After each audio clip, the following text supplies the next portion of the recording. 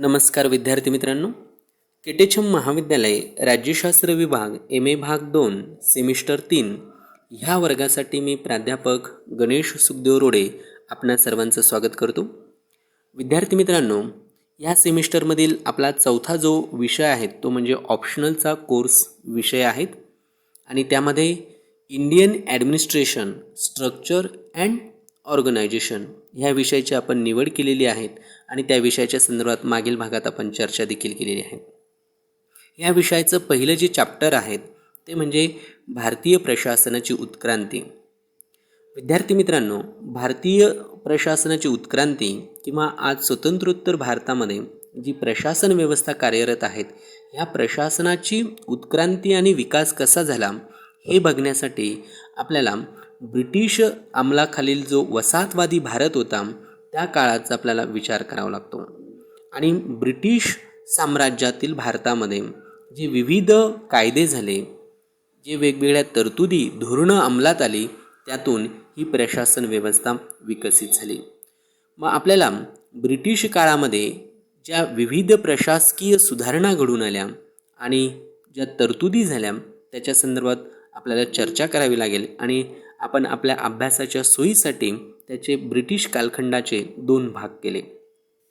त्यामध्ये east India कंपनीच्या कालखंडाचा भारत आणि ब्रिटिश सरकारच्या कालखंडातील भारत. साधारणतः आपण ईस्ट इंडिया कंपनीच्या काळातील भारतामध्ये ज्या वेगवेगळ्या प्रशासकीय यंत्रणा निर्माण झाल्या, त्यात ज्या सुधारणा झाल्या त्याविषयी मागील भागात चर्चा केलेली आहे.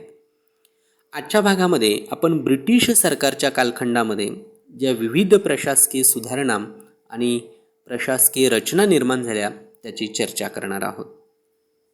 साधारणतः सन 1857च्या उठावानंतर 1858 साली ब्रिटिश पार्लमेंटच्या एका कायद्याने ईस्ट इंडिया कंपनीचा कारभार संपुष्टात आणला आणि भारताचा राज्यकारभार हा ब्रिटिश सरकारने आपल्या हाती घेतलेला आपल्याला सांगता येतो.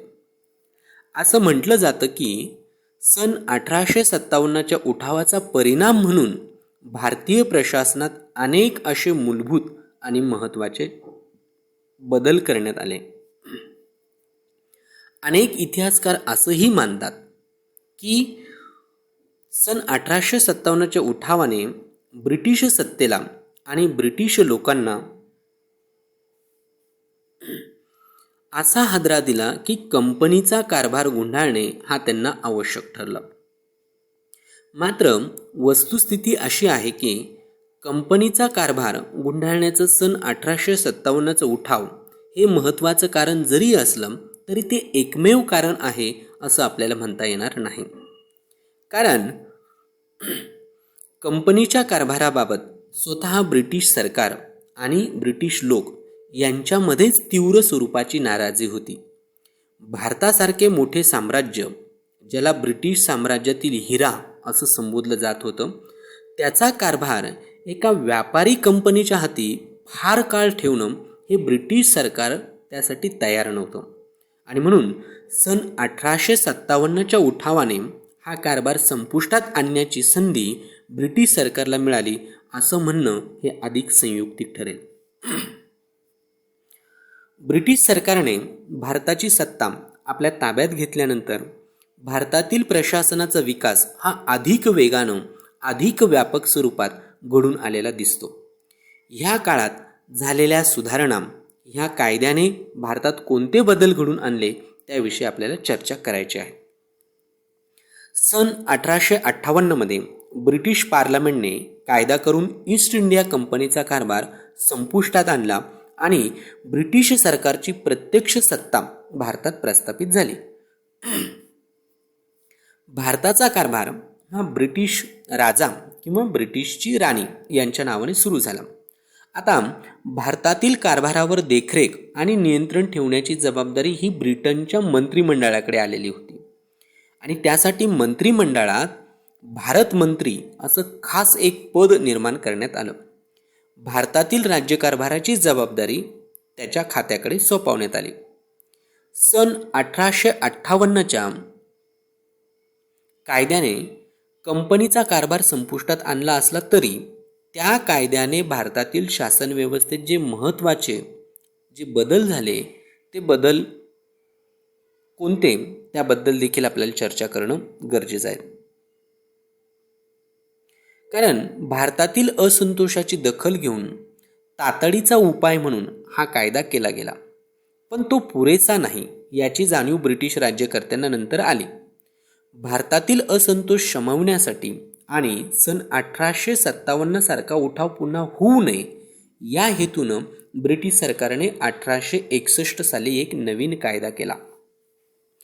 भारतातील घटनात्मक विकासामध्ये सन 1861चा कायदा हा एक अत्यंत महत्त्वाचा टप्पा मानला जातो.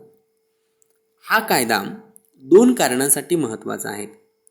एक म्हणजे ह्या कायद्याने गव्हर्नर जनरलचं मंत्रिमंडळ जे आहेत किंवा मंडळ जे आहेत ते विस्तारलं गेलं आणि त्यामध्ये भारतीय जनतेच्या प्रतिनिधींचा समावेश करण्यात आला आणि हा अधिकार गव्हर्नर जनरलला दिला.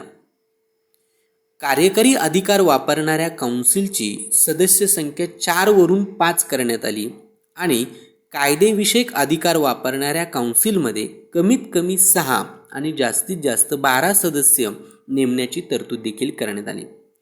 त्यापैकी निम्मे सभासद हे बिगर सरकारी असतील असं देखील ठरवण्यात आलं. गव्हर्नर जनरलच्या काउन्सिलमध्ये त्यावेळी भारतीय व्यक्तींचा समावेश झाला आणि ब्रिटिश राजवटीच्या स्थापनेनंतर प्रथमच भारतीय व्यक्तींना शासनाच्या कायदेविषयक कार्यात सहभाग प्राप्त झालेला दिसून येतो. पुढे सन 1885 मध्ये भारतीय राष्ट्रीय काँग्रेसची स्थापना झाली आणि पहिल्या अधिवेशनापासूनच कायदे मंडळाचा विस्तार करून त्यात बिनसरकारी सदस्यांची संख्या वाढवावी, लोकांना मतदानाचा अधिकार देऊन प्रांतिक काउन्सिलमध्ये तसेच गव्हर्नर जनरल इन काउन्सिलमध्ये लोकप्रतिनिधींना स्थान द्यावं अशी मागणी काँग्रेसने लावून धरली. आता कायदे मंडळात आपले प्रतिनिधी निवडून त्यांच्यामार्फत आपले प्रश्न मांडण्याची संधी लोकांना मिळाल्याशिवाय राज्यकारभारात सुधारणा होणार नाही असा काँग्रेसच्या नेत्यांचा दृढ विश्वास होता आणि त्यामुळेच केंद्रीय आणि प्रांतिक अशा दोन्हीही काउन्सिलची सुधारणा करून त्यात लोकप्रतिनिधींना स्थान मिळाले पाहिजेत आणि त्याशिवाय खऱ्या अर्थानं शासनात सुधारणा होणार नाहीत असं काँग्रेस नेत्यांचं म्हणणं होतं. पुढे सन 1889 मध्ये भरलेलं जे काँग्रेसचं जे 5वं अधिवेशन होतं त्या अधिवेशनात सुरेंद्रनाथ बॅनर्जी असं म्हणाले की लोकप्रतिनिधींना काउन्सिलमध्ये स्थान मिळणं यावरच देशाचं आणि प्रशासन व्यवस्थेचं भवितव्य अवलंबून आहे. म्हणजे त्यांच्या ह्या वर्णनावरून आपल्याला लक्षात येतं की राजकीय सुधारणा, प्रशासकीय सुधारणा ह्या विशिष्ट एका टप्प्याटप्प्याने घडत गेलेल्या दिसतात आणि सन 1891च्या अधिवेशनातही काँग्रेसने अशाच प्रकारची मागणी केलेली दिसून येते. काँग्रेसच्या ह्या मागणीला प्रतिसाद म्हणून पुढे सन 1892 साली ब्रिटिश पार्लमेंटने एक कायदा केला आणि ह्या कायद्याने केंद्रीय आणि प्रांतिक मंडळात बिनसरकारी सदस्यांची संख्या वाढवली. तसेच या मंडळातील सदस्यांना मर्यादित स्वरूपात अर्थसंकल्पावर चर्चा करण्याचा आणि प्रश्न विचारण्याचा अधिकार देखील दिला. त्यामुळे हा 1892चा कायदा हा महत्त्वपूर्ण ठरतो. मात्र ह्या कायद्याने काँग्रेसचं फारसं काही समाधान झालं नाही. बिनसरकारी सदस्य हे सरकारकडून नेमले जाऊ नयेत तर ते लोकांकडून निवडले जावेत अशी जी काँग्रेसची मागणी होती ती मागणी ह्या 1892च्या कायद्याने केलेली आपल्याला दिसत नाही आणि म्हणून काँग्रेस हे फारसं काही समाधानी नव्हतं. पुढे सन 1905 नंतर काँग्रेसमध्ये जो जहाल प्रभावी जो गट होता, जहाल विचारधारेचा जो गट होता तो प्रभावी बनू लागला आणि त्याच काळामध्ये लॉर्ड कर्झन याने जी बंगालची फाळणी केली तेव्हा त्याच्या विरुद्ध प्रखर असं आंदोलन झालं. फाळणी रद्द करावी लागली आणि भारतात प्रातिनिधिक आणि जबाबदार शासन निर्माण करावं ह्या मागणीला इंग्रज सरकार दाद देत नाही असं दिसून आल्यानं काँग्रेसमध्ये नेमस्त नेतेसुद्धा हे भारतीयांना शासनामध्ये मोठ्या प्रमाणात आणि परिणामकारक रीतीने प्रतिनिधित्व मिळावं आणि ते मिळालं पाहिजेत अशा प्रकारची मागणी हे सातत्यानं करू लागले. आणि मग त्यातून सन 1906 मध्ये कलकत्ता येथे जे अधिवेशन भरलं होतं त्या अधिवेशनामध्ये जे वयोवृद्ध नेते होते, जे समन्वयवादी नेते म्हणून ओळखले जातात, ते म्हणजे दादाभाई नौरोजी यांच्या अध्यक्षतेखाली काँग्रेसचं अधिवेशन भरलं होतं. खरं तर ह्या अधिवेशनामध्ये जहाल आणि मवाळ असे काँग्रेसमध्ये दोन प्रवाह वेगळे अति टोकाला गेलेले होते आणि ते फुटणार होते. पण दादाभाई नौरोजींच्या मध्यस्थीने ते अधिवेशन झालं आणि ते 1 वर्ष टळलं. पण ह्या अधिवेशनाचं वैशिष्ट्य असं की ह्या अधिवेशनात स्वराज्य हे आपलं उद्दिष्ट असल्याचं काँग्रेसने पहिल्यांदा घोषित केलं. पुढे सन 1906 मध्येच मुस्लिम लीगची स्वतंत्र स्थापना झाली. केंद्रीय आणि प्रांतिक कायदेमंडळात मुस्लिमांना देखील स्वतंत्र प्रतिनिधित्व मिळावं अशी मुस्लिम लीगची मागणी सुरू झाली आणि काँग्रेस तसंच मुस्लिम लीग यांचं समाधान करण्याच्या हेतूनं पुढे सरकारने 1909 साली एक सुधारणा कायदा पास केला आणि त्याच कायद्याला मोर्लो मेंटो सुधारणा कायदा असं म्हणतात. आता त्यावेळचे भारत मंत्री हे लॉर्ड मोर्लो होते आणि भारताचे व्हाईसरॉय हे लॉर्ड मिंटो हे होते. ह्या दोघांच्या संयुक्त प्रयत्नातून हा 1919चा सुधारणा कायदा झाला आणि म्हणून त्याला मोर्लो मेंटो सुधारणा कायदा असं म्हणून ओळखलं जातं. आता ह्या कायद्याने केंद्रीय तसेच प्रांतिक मंडळांची म्हणजे काउन्सिलची सदस्य संख्या मोठ्या प्रमाणात वाढवली. प्रांतिक मंडळात सरकारी सदस्यांपेक्षा बिनसरकारी सदस्यांची संख्या जास्त बनवण्यात आली. मात्र केंद्रीय मंडळात सरकारी सदस्यांचे बहुमत ठेवण्यात आलेले दिसून येतं. बिनसरकारी सदस्य हे सरकार नियुक्त आणि निवडलेले असे 2 प्रकारचे होते. निर्वाचित सदस्य हे लोकांकडून प्रत्यक्षरित्या निवडले जावेत अशी जी काँग्रेसची मागणी होती ती मान्य करण्यात आलेली नाही आणि प्रत्यक्ष निवडणूक घेण्यासाठी लोकांमध्ये जी राजकीय परिपक्वता पाहिजे ती परिपक्वता आलेली नाही, म्हणून ते व्यवहार्य ठरणार नाही असं कारण सरकारकडनं देण्यात आलं. आणि म्हणून प्रतिनिधी निवडण्याचा अधिकार हा कोणाला दिला तर नगरपालिका, जिल्हा लोकल बोर्ड, विद्यापीठ, चेंबर्स ऑफ कॉमर्स, व्यापारी संघ, जमीनदार, चहाचे मळ्यावाले यांना तो देण्यात आला. म्हणजेच काय तर समाजातील प्रतिष्ठित आणि वरिष्ठ वर्गापुरताच तो मर्यादित राहिला.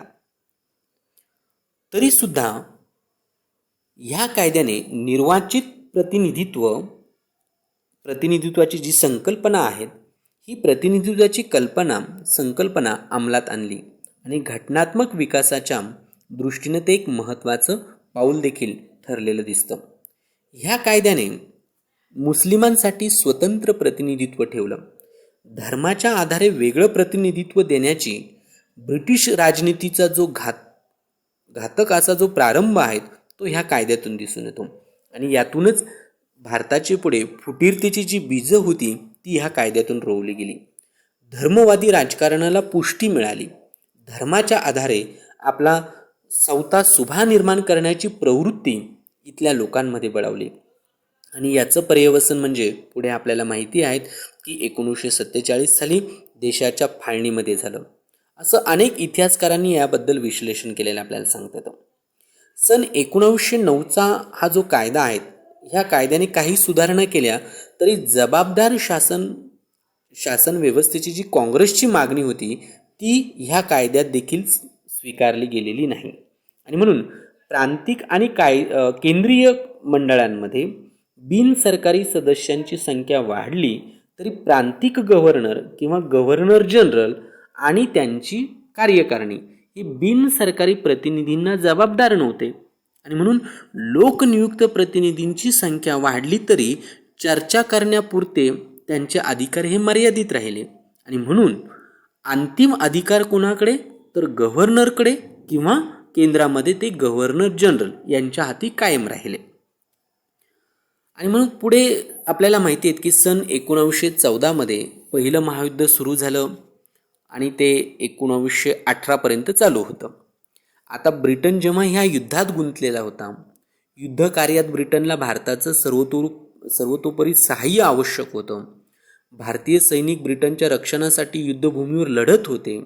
युद्ध काळात साधन सामुग्रीचा उपयोग युद्ध कार्यासाठी अग्रक्रमाने तो केला जात होता आणि परिणामी वस्तूंची टंचाई निर्माण होत होती, महागाई वाढत होती आणि या पहिल्या महायुद्धाच्या काळात भारतात हीच परिस्थिती आपल्याला निर्माण झालेली होती आणि लोकांमध्ये एक प्रकारचा असंतोष देखील वाढत होता. भारतातील असंतोष शमावा आणि युद्ध कार्यात भारतीयांचे जे सहकार्य मिळालं होतं त्यासाठी 20 ऑगस्ट 1917 रोजी भारत मंत्री लॉर्ड मॉन्टेगू यांनी भारतात जबाबदार शासन निर्माण केलं जाईल आणि भारतीयांना सर्व शासकीय घटकांमध्ये अधिकाधिक प्रमाणात सहभागी करून घेतलं जाईल अशी घोषणा हाऊस ऑफ कॉमन्स या सभागृहामध्ये ब्रिटनमध्ये केली. आणि मग भारतात ब्रिटिश राजवट प्रस्थापित झाल्यानंतरच्या काळात जबाबदार शासन निर्माण करण्याचे अभिवचन या घोषणेद्वारे पहिल्यांदाच आपल्याला दिलेलं दिसून येतं. या घोषणेनंतर भारत मंत्री लॉर्ड मॉन्टेगू भारतात आले आणि त्यावेळचे भारताचे व्हाईसरॉय हे लॉर्ड चेम्सफोर्ड यांच्याशी त्यांनी विचारविनिमय करून त्यांच्या साहाय्यानं भारतातील घटनात्मक सुधारणांबाबत एक अहवाल तयार केला आणि तो जुलै 1918मध्ये तो प्रसिद्ध करण्यात आला. आणि ह्याच अहवालावर आधारित असा एक कायदा सन 1919मध्ये ब्रिटिश पार्लमेंटने त्याला मंजुरी दिली आणि तो लॉर्ड मॉन्टेगू आणि लॉर्ड चेम्सफोर्ड यांच्या अहवालावर आधारित असल्यामुळे त्याला मॉन्टेगू चेम्सफोर्ड सुधारणा कायदा या नावाने देखील तो ओळखला जातो. मग हा सन 1919चा सुधारणा कायदा जो होता, ह्या कायद्यामध्ये हा कायदा करताना भारतात हळूहळू जबाबदार शासन पद्धती विकसित करण्याचा आपला उद्देश असल्याचं ब्रिटिश सरकारने जाहीर केलं. आता या कायद्यात केंद्रात एकगृही कायदेमंडळाऐवजी काउन्सिल ऑफ स्टेट, ज्याला आपण वरिष्ठ सभागृह म्हणतो, आणि लेजिस्लेटिव्ह असेंब्ली म्हणजे कनिष्ठ सभागृह अशी कायदेमंडळाची 2 सभागृह निर्माण केली. प्रत्येक सभागृहात काही सभासद हे नियुक्त असतील, मात्र बहुसंख्य सभासद हे निवडलेले असतील अशी तरतूद करण्यात आली. आणि या कायद्याने मतदानाचा अधिकार काही प्रमाणात वाढविण्यात आला आणि प्रत्यक्ष निवडणुकीची पद्धत प्रथमच स्वीकारण्यात आली. मात्र पुन्हा मतदानाचा अधिकार हा विशिष्ट मालमत्ता असणाऱ्यांनाच प्राप्त झाला, हेही तिथं मात्र आपल्याला लक्षात घेतलं पाहिजे. पण ह्या कायद्याने प्रांतांकडे काही विषय सोपवण्याविषयी तरतुदी देखील करण्यात आल्या. त्यानुसार नंतर नियम करण्यात आले आणि केंद्रीय विषय आणि प्रांतिक विषय अशी अधिकारांची विषयांची विभागणी प्रथमच भारतात करण्यात आली. तसंच काही उत्पन्नाच्या बाबी त्यांच्याकडे सोपवण्यात आल्या आणि संघराज्य व्यवस्थेच्या निर्मितीच्या दिशेने उचललेलं ज्याला पहिलं पाऊल म्हणता येईल, ते पहिलं पाऊल आपल्याला ह्या कायद्याच्या रूपाने सांगता येतं. ह्या कायद्याने म्हणजे 1919च्या कायद्याने प्रांतिक शासनामध्ये राखीव आणि सोपीव अशी 2 खाती निर्माण करून एक अभिनव पद्धत अंमलात आणली, ज्याला द्विदल पद्धत म्हणूनही ती ओळखली जाते. आणि त्यानुसार राखीव खात्यांचा कारभार हा प्रांतांचा गव्हर्नर आणि त्याचं सल्लागार मंडळ यांच्याकडे ठेवण्यात आला आणि सोपीव खात्यांचा कारभार हा मंत्रिमंडळाच्या हाती देण्यात आला. आता या कायद्याने संसदीय पद्धतीत सर्वात महत्त्वाचं असणारं जे जबाबदारीचं तत्त्व असतं ते प्रांतिक स्तरावर मर्यादित प्रमाणात का होईना पण प्रथमच अंमलात आलं. म्हणजे एक प्रकारे संसदीय पद्धतीचं जे बीजारोपण आहेत ते बीजारोपण देखील ह्या 1919च्या कायद्याने झालं आणि ज्याच्यासाठी राष्ट्रीय काँग्रेस हे अगदी स्थापनेपासून ही जबाबदार शासन पद्धतीचे तत्वाची मागणी करताना आपल्याला दिसत होतो आणि ते 19च्या कायद्याने प्रांतांच्या स्तरावर की होईना मर्यादित स्वरूपात आपल्याला आलेलं दिसून येतं. सन 1916मध्ये काँग्रेस आणि मुस्लिम लीग यांच्यामध्ये लखनौ करार झाला होता आणि त्या कराराचा आधार घेऊन मुस्लिमांसाठी स्वतंत्र मतदारसंघ आणि कायदेमंडळात स्वतंत्र जागा देण्यात देखील आलेल्या आपल्याला दिसून येतात. या 19च्या कायद्यामध्ये भारतात संसदीय शासन आणि संघराज्य व्यवस्था निर्माण करण्याच्या दिशेने या कायद्याद्वारे काही महत्त्वाच्या तरतुदी झाल्या. प्रांतिक स्तरावर मंत्रिमंडळात सामील होण्याची आणि राज्यकारभार करण्याची संधी भारतीयांना प्रथमच ह्या कायद्यातून मिळालेली दिसते. पण काँग्रेसची जबाबदार शासन निर्माण करावं ही जी मागणी होती ती मागणी पूर्ण झाली असं आपल्याला म्हणता येणार नाही. केंद्रीय कायदेमंडळ सदस्य संख्या वाढली तरी केंद्र शासनाच्या स्वरूपामध्ये मात्र कोणत्याही प्रकारचा बदल झाला नाही. गव्हर्नर जनरलचे अधिकार हे कायम राहिले. केंद्रातील मंत्रिमंडळ कायदेमंडळाला जबाबदार नव्हतं. तसंच प्रांतिक शासनातही राखीव खात्यांवर पूर्णतः गव्हर्नरचं नियंत्रण होतं आणि मग सोपीव खात्यांबाबतीत गव्हर्नर जनरलला व्यापक अधिकार होते. आर्थिक बाबतीत गव्हर्नरचेच पूर्ण नियंत्रण होते आणि मग कायदेमंडळाच्या निर्णयाबाबत गव्हर्नरला नकाराधिकार होता आणि त्यामुळे जे सदस्य आहेत ह्या सदस्यांचा तिथे अधिकार हे कमी प्रमाणात आपल्याला झालेले दिसतात. सर्वात मोठा दोष तो म्हणजे प्रांतांमध्ये सुरू करण्यात आलेली जी द्विदल पद्धत होती ती मुळात अव्यवहार्य वाटत होती. कारण मंत्र्यांकडे खात्यांची जबाबदारी होती पण आर्थिक अधिकार त्या मंत्र्यांना नव्हते आणि त्यामुळे आपली धोरणं ही परिणामकारक रीतीने अंमलात आणणं हे मंत्र्यांना शक्य नव्हतं. त्यामुळे संसदीय पद्धतीत सर्वात महत्त्वाचं असणारं जे सामूहिक जबाबदारीचं तत्त्व असतं ह्या कायद्याने अंमलात आणलेलं नव्हतं हे आपल्याला लक्षात घेतलं पाहिजेत. म्हणजे वर पाहताना दिसतं पण व्यवहारामध्ये मात्र ते आपल्याला प्रत्यक्षात दिसत नाही. सामूहिकरित्या कायदेमंडळाला मंत्री जबाबदार नव्हते आणि त्यामुळे कायदेमंडळाचे मंत्रिमंडळावर काही नियंत्रण आपल्याला असलेलं दिसत नाही. थोडक्यात काय तर ह्या कायद्याने मंत्रिमंडळ व कायदेमंडळ अशा संस्था ह्या व्यापक केल्या तरी गव्हर्नरच्या अधिकारावर मर्यादा आपल्याला आलेल्या दिसत नाही आणि त्याचे पूर्वीचे जे अधिकार होते ते शाबूत राहिले. ह्या कायद्याने लोकप्रतिनिधींच्या हाती खऱ्या अर्थाने सत्ता दिलेली नाही हे स्पष्ट झालं आणि भारतीयांमध्ये त्यामुळे असंतोष निर्माण झाला. तो दडवून टाकण्यासाठी पुढे ब्रिटिश सरकारने रौलट कायदा अंमलात आणला आणि दडपशाहीचं सत्र सुरू केलं. जालियनवाला बाग हत्याकांड प्रकरण याच काळात घडलं आणि त्यामुळे लोकांच्या भावना अगदी प्रक्षुब्ध बनलेल्या आपल्याला दिसतात. पुढे महात्मा गांधीजींच्या नेतृत्वाचा उदय झाला आणि ही या काळातील सर्वात महत्त्वाची घटना आपल्याला सांगता येईल. पूर्वीचे नेमस्तम आणि जहाल यांचे या चळवळीचे जे मार्ग होते ते उपयुक्त ठरत नव्हते. काँग्रेसला नव्या मार्गाची आणि चळवळीची गरज होती आणि महात्मा गांधींच्या रूपाने ती दिशा दाखवणारा नेता हा राष्ट्रीय काँग्रेसला लाभला. स्वातंत्र्याची चळवळ प्रभावी बनवण्यासाठी तिचा जनाधार वाढवण्याचे तिला लोक चळवळीचं स्वरूप देण्याचे प्रयत्न गांधींच्या नेतृत्वाखाली सुरू झाले. सरकारच्या दडपशाहीमुळे लोकांमध्ये असंतोष होता. परिणामी काँग्रेसच्या प्रयत्नांना यश मिळू लागलं आणि याच काळात खिलाफतचा प्रश्न देखील निर्माण झाला होता. म्हणजे तुर्कस्तान हे महायुद्धामध्ये ब्रिटिशांच्या विरोधी गटात होतं. तुर्कस्तानचा जो खलिफा होता हा खलिफा हा सर्व मुस्लिमांचा धर्मगुरू मानला जात होता आणि ब्रिटिशांनी त्याला बडतर्फ केलं युद्धानंतर आणि भारतातील मुस्लिमांच्या भावना त्यामुळे साहजिकच दुखावल्या आणि खलिफाच्या बडतर्फी विरुद्ध भारतात जी मुस्लिमांनी चळवळ सुरू केलेली होती ती चळवळ सुरू झाली आणि काँग्रेसने देखील ह्या चळवळीला पाठिंबा दिला आणि पुढे मुस्लिमांनी असहकार चळवळीला पाठिंबा दिला. म्हणून ही गोष्ट देखील भारतामध्ये या काळातली महत्त्वपूर्ण सांगता येईल. पुढे सन 1920मध्ये महात्मा गांधींच्या नेतृत्वाखाली असहकार चळवळ सुरू झाली आणि ती देशव्यापी अशी ती पहिली चळवळ व्यापक स्वरूपात आपल्याला सांगता येते.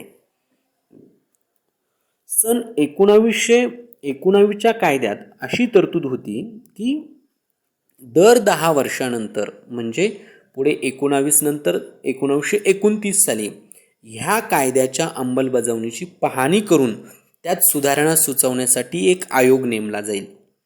भारतातील असंतोषाची दखल घेऊन हा आयोग 10 वर्षानंतर येण्याऐवजी 2 वर्ष आधीच म्हणजे सन 1927 साली आला आणि तो सायमन कमिशन किंवा सायमन आयोग म्हणून तो नेमण्यात आला.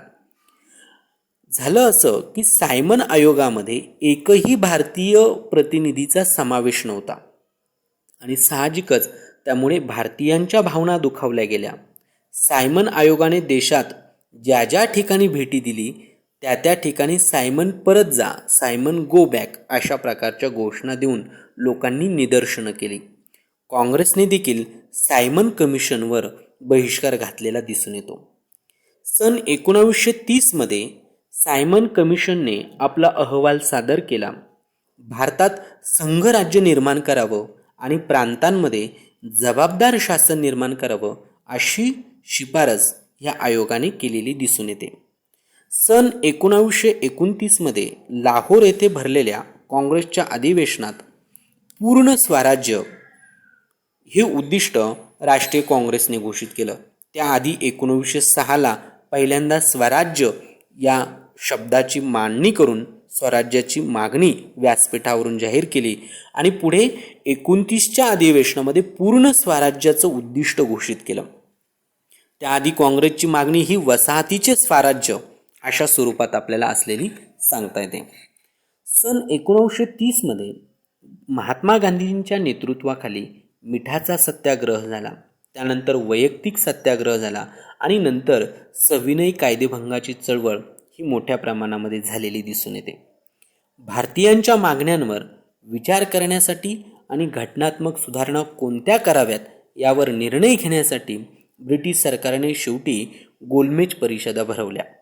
सन 1930ला, 1931ला आणि 1932ला अशा ह्या लंडन येथे ह्या परिषदा भरवण्यात आल्या. आता भारतातील वेगवेगळ्या पक्षांच्या प्रतिनिधींना त्यामध्ये निमंत्रित करण्यात आलेलं तेही आपल्याला माहिती आहे. ह्या गोलमेज परिषदा पार पडल्या आणि त्यानंतर मार्च 1933 मध्ये ब्रिटिश सरकारने शासकीय निवेदन ज्या म्हणतो आपण किंवा त्याला व्हाईट पेपर म्हणतो ते शासकीय निवेदन प्रसिद्ध केलं आणि नव्या सुधारणा कायद्याची रूपरेषा त्यामध्ये मांडण्यात आली. भारतात संघराज्य व्यवस्था आणि प्रांतांमध्ये जबाबदार शासन निर्माण करण्याच्या योजनांचा अंतर्भाव या निवेदनामध्ये केलेला होता आणि त्याचबरोबर केंद्रामध्ये द्विदल पद्धत अंमलात आणण्याची शिफारस देखील या कायद्यामध्ये केलेली आपल्याला दिसून येते. शासनाच्या ह्या योजनेवर विचारविनिमय करण्यासाठी ब्रिटिश पार्लमेंटच्या दोन्ही सभागृहांची संयुक्त समिती नेमण्यात आली. लॉर्ड लिनलिथगो हे या समितीचे अध्यक्ष होते. ब्रिटिश भारताचे प्रतिनिधी तसेच संस्थानिकांचे प्रतिनिधी यांना देखील या समितीसमोर साक्ष पुराव्यासाठी देण्यासाठी निमंत्रित करण्यात आलेलं होतं आणि सन 1934 मध्ये समितीने आपला अहवाल पार्लमेंटला सादर केला. कमीत कमी 50% संस्थानिकांची मान्यता असेल तरच ब्रिटिश भारत आणि संस्थाने यांचं मिळून संघराज्य बनवावं असं देखील या अहवालात म्हटलेलं होतं.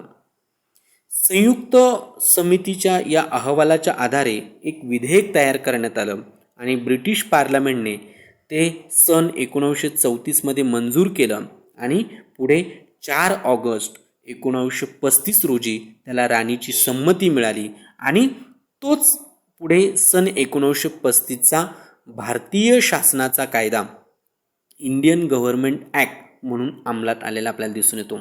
मग हा 1935चा कायदा हा पुढे भारतीय राज्यघटना निर्मितीमध्ये भारतीय शासन आणि प्रशासनाच्या निर्मितीमध्ये अत्यंत महत्त्वपूर्ण ठरलेला आहे. ह्या कायद्याविषयी आपण पुढील भागामध्ये स्वतंत्ररित्या त्याची चर्चा करू. तोपर्यंत सर्वांचे धन्यवाद.